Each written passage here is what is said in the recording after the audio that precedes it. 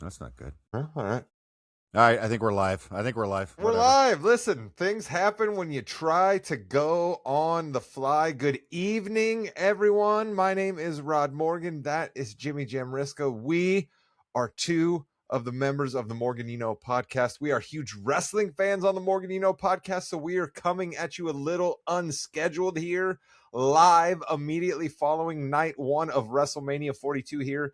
It is Saturday around 10:15 p.m.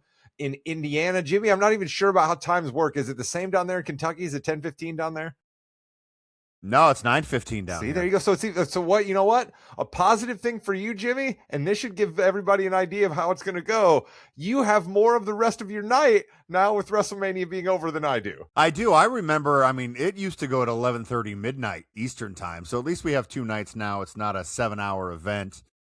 Although it kind of felt like a 7-hour event because there was only like an hour and 20 minutes of wrestling time. Yeah, we had a lot of pauses. We had a lot of things that will make us scratch our heads. Our good friend Chris King may jump in here. We're not entirely sure, but Jimmy and I are just going to go back and forth about a couple of the things that happened on night one. And Jimmy, let's try to start with the positives here. Let's just bounce back and forth with things that we did like, because I don't want to come out of the gate crushing WrestleMania. You and I love wrestling. This is a huge deal for us. Paige is back. That was a cool thing, right? I thought that was amazing. There was some rumors this weekend that she had signed and she would go in for Nikki Bella. Sucks for Nikki Bella. You know, she's worked hard for the past year or so coming back. But it was an awesome moment. And I know Chris doesn't really know who Paige is. A lot of people may not. She's been gone from the WWE for 8 years, I think is what they said. She was in AEW for a little while and then her contract expired. She is gone. She's been through a lot, personally, professionally.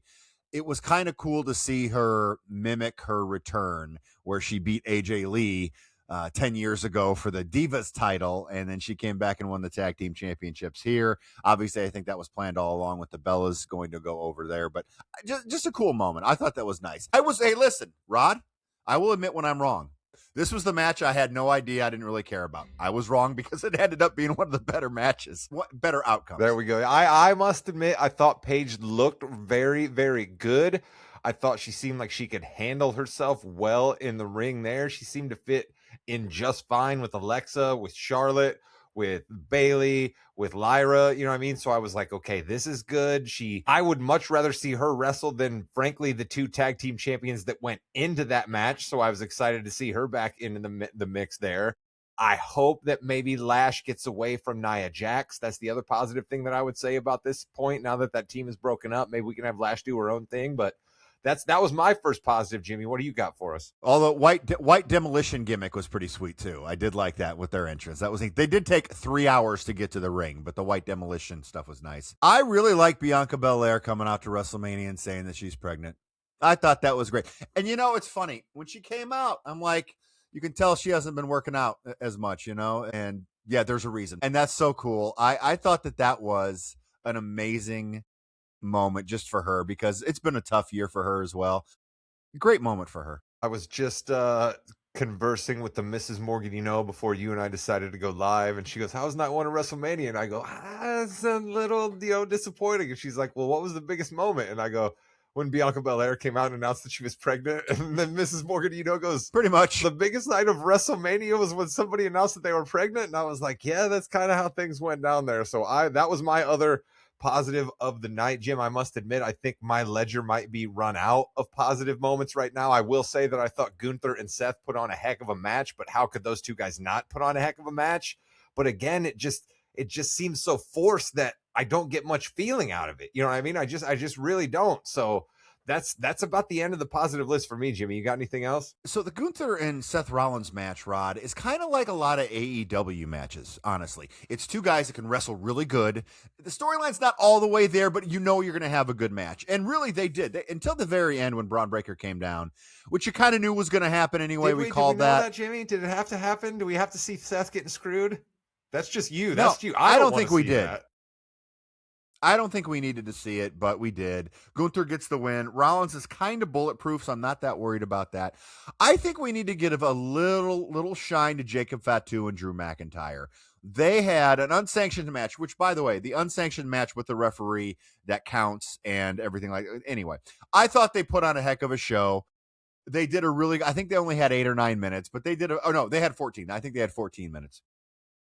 They did a good job. I thought that was a good. No, listen, you are, and you just made me think of something here. I don't know. I don't think we have a law expert here on the Morgan, but if the referee gets injured in an unsanctioned WWE match, but he was clearly, you know what I mean? That's a whole lot of legalese that they put themselves in there just for that match. But I will give those two guys up.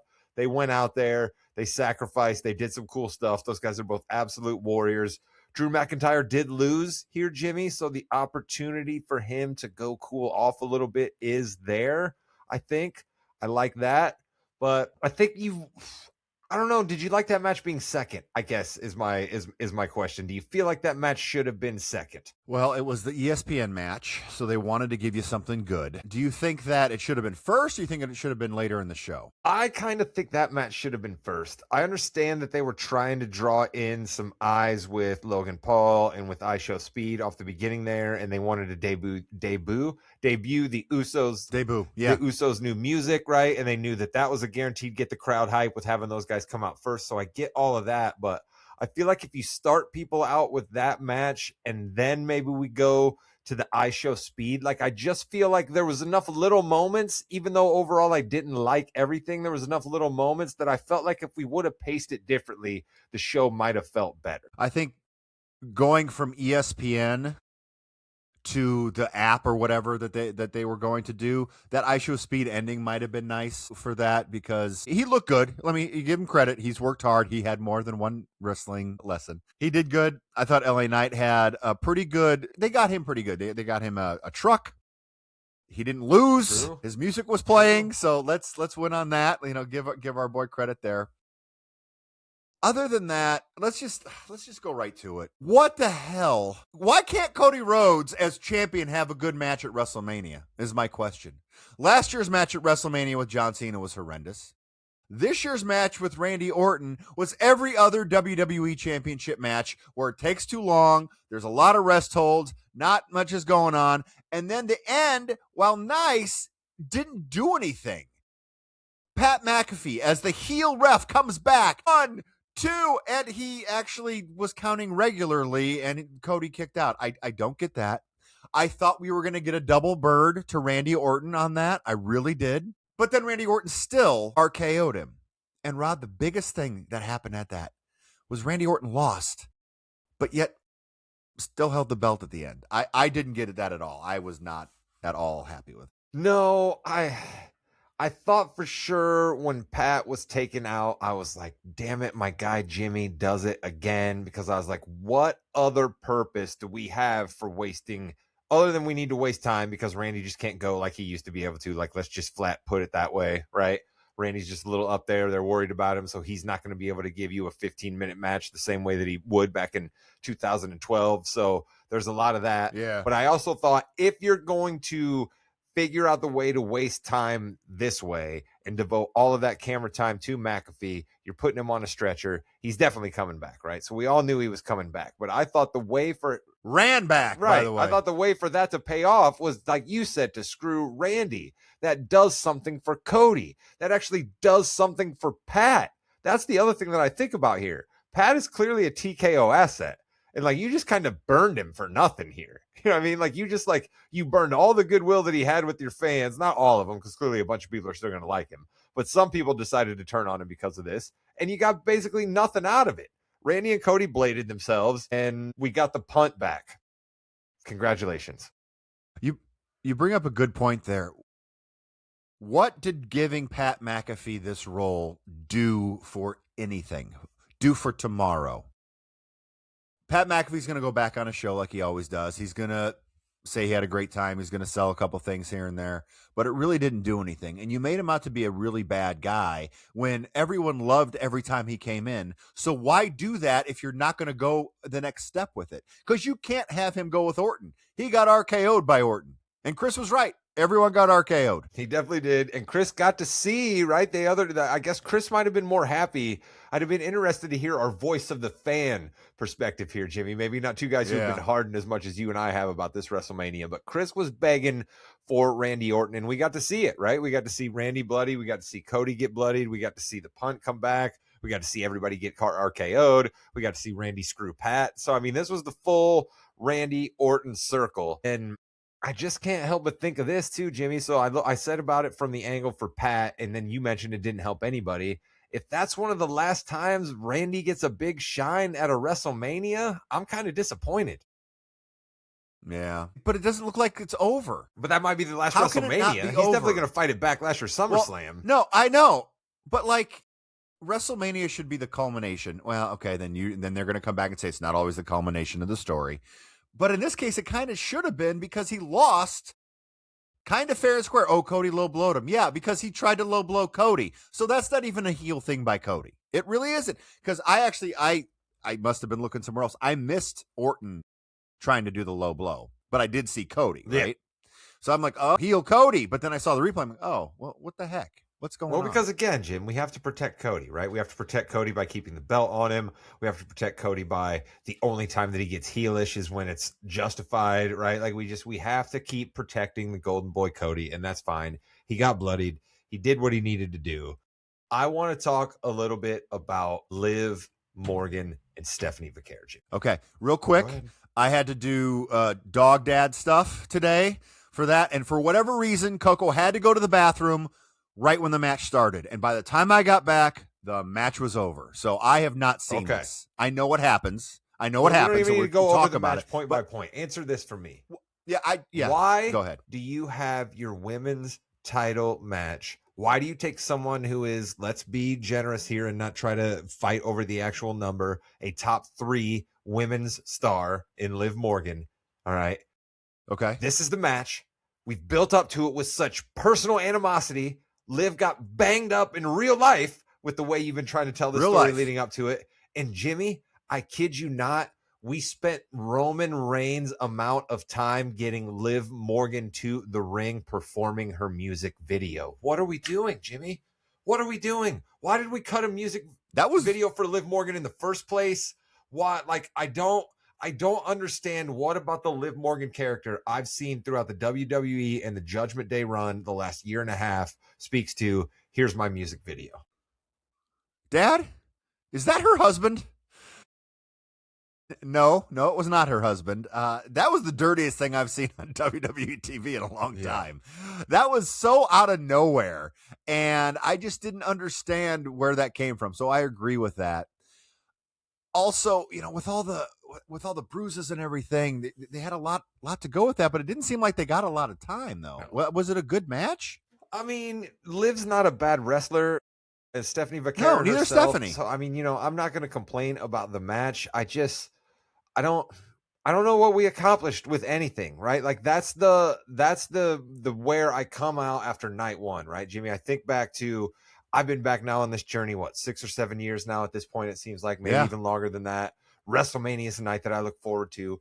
I'm wearing the Joe Hendry WrestleMania hoodie, right? And I think back to the moment Randy Orton had at WrestleMania just last year, involved with Joe Hendry, and how much fun that was. And I think back to other things. I think back to Stone Cold in Dallas, right? And I just think back to so many things that happened, and it's something at the end of a WrestleMania night has me exhilarated and excited and propulsing forward, and I do not feel that. And there's night 2 of WrestleMania yet to come tomorrow, which I'm excited about because, as we talked about, you said night 2 probably had more juice than night 1, and boy, did that come true so far. It seems like the night ones, there was a couple years ago when I think it was better, but other than that, I for whatever reason, I don't really feel that night ones have been that good. Last year, you had the triple threat match.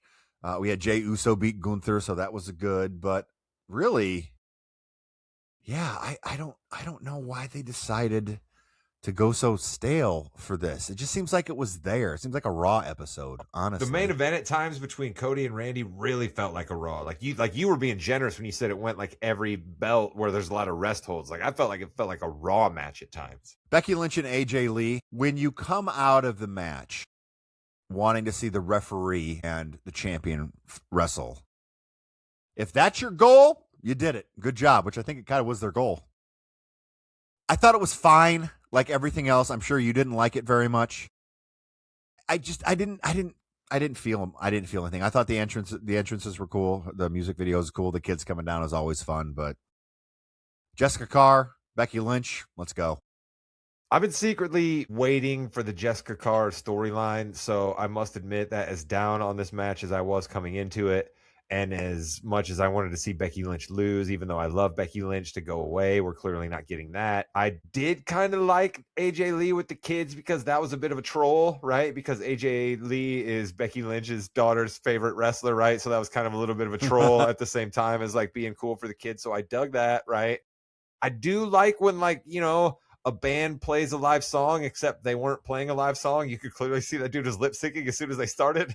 What was like, seriously? No, I was like, are you kidding me? Come on. At least do it a little better than that. The first thing they said, I'm like, he's lip syncing. What the hell's going on? And then they also announced the name of the band, and like nobody had any idea who the hell those guys were. And then when they started playing Becky Lynch's music, they were like, that must be the dudes who do Becky Lynch's new theme song. And so then that was kind of, I mean, good for those guys to get the WrestleMania shine.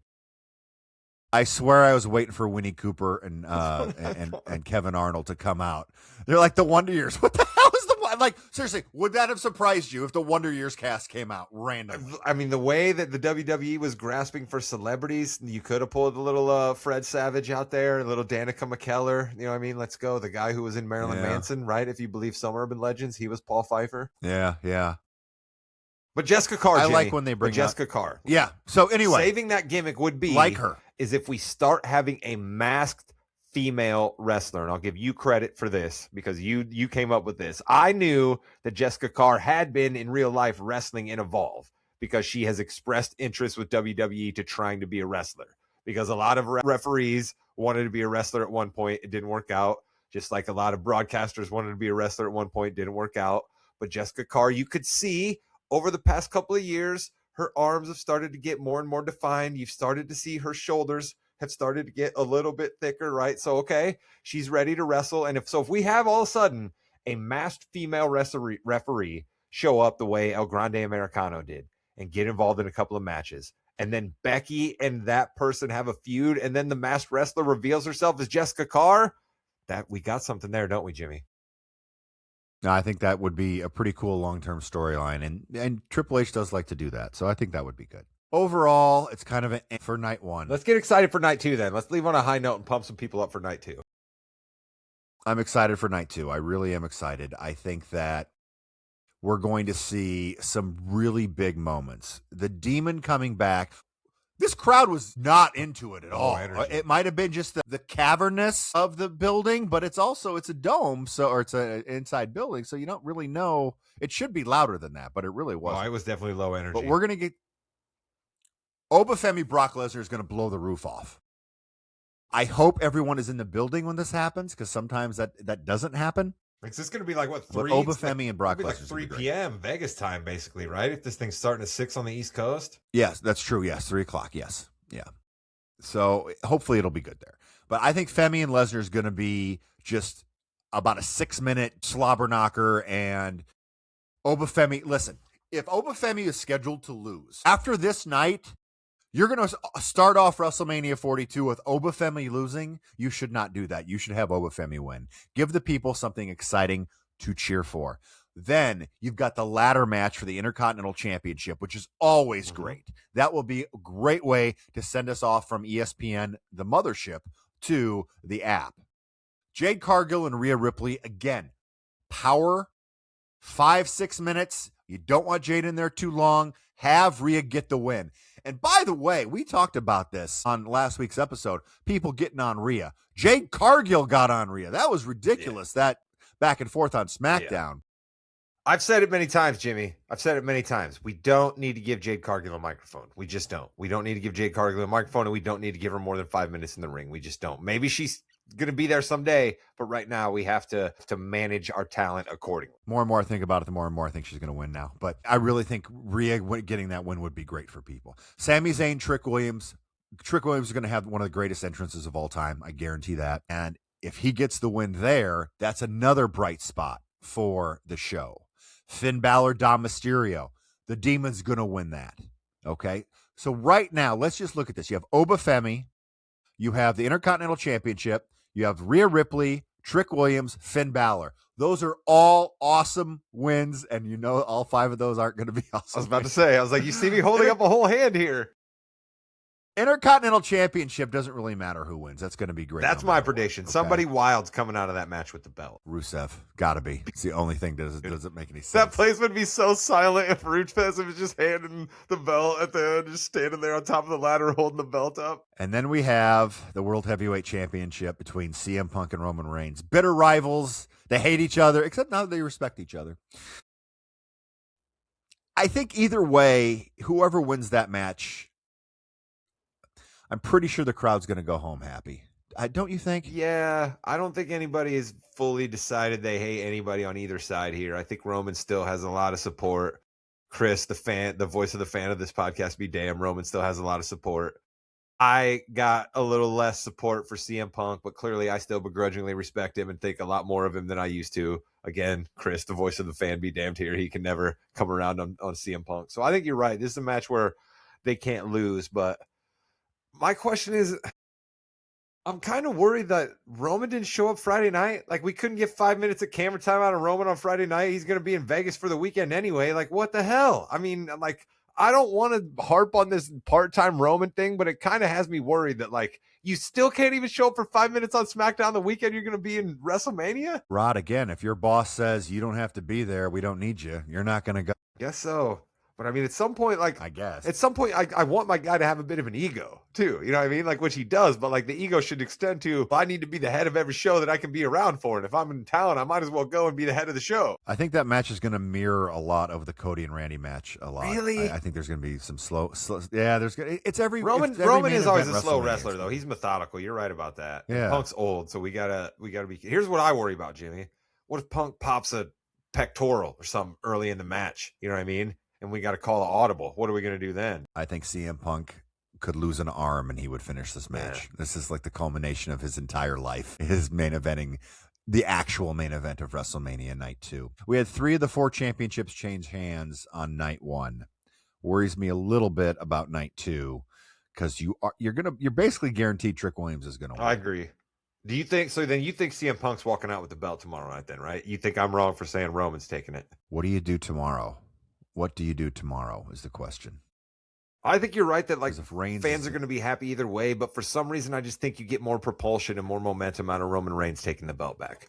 That's just me. Because it's something different. Yeah. And the belt didn't change hands tonight. Yeah. So that's another thing. But you're right, though, that the belt changed hands a bunch of times tonight. And if the Intercontinental belt changes hands tomorrow, and then the United States Championship, which we're guaranteeing changes hands, that would be the biggest surprise of the weekend. As if somehow Sami Zayn retains. If Sami Zayn somehow is your United States champion when we're talking on the Yeah We Know podcast, either late Sunday night or when we just come back on Wednesday, depending on how we feel. That's really funny. All right. Well, it's a little disappointing Night 1.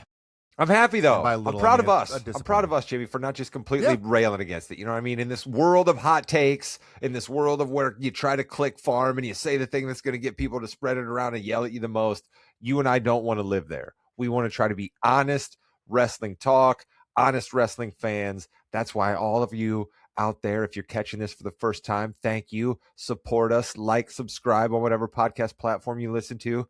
Jimmy, what else do they need to do? With that, you have been listening to the More Than You Know podcast. We are here every Wednesday night live. We talk NFL. This week, NFL draft. Big trade by the Cincinnati Bengals today. Literally have never traded a pick for a player in the entire history of the common draft since 1966.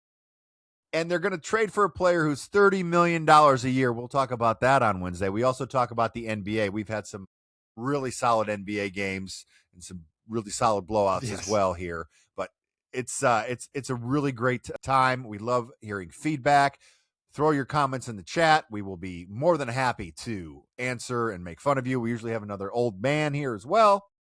But again, thank you for listening. And I believe, Rod, you're going to take us home. That's right. Like, comment, subscribe. We appreciate it. And as our old man Chris always says, goodbye, net. Yeah. By the way, no Danhausen tonight. They didn't even put Danhausen on time. Now they had the did. blimp. No You Danhausen. better show up tomorrow night, or everythausen. With the Blimphausen. Good thing you got Danhausen in there, Jimmy, or we'd have been cursed.